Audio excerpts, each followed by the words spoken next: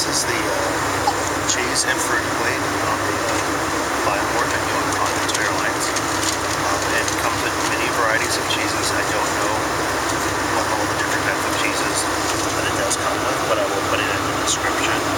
It's in the magazine, and I don't want to pull it out right now, so I will put that in the description. The cheese crackers, grapes with dry fruit, and orange juice and ginger ale.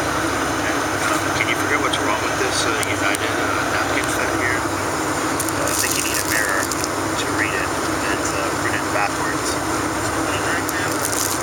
And I'll show you what it looks like once it's open. Alright, again, here's the cheese plate, cheese fruit plate open. We got some dried fruit. We got pecans, not pecan. Cheese. There are different types of cheeses on here. So that is a cheese fruit plate. I think it's like $7.49.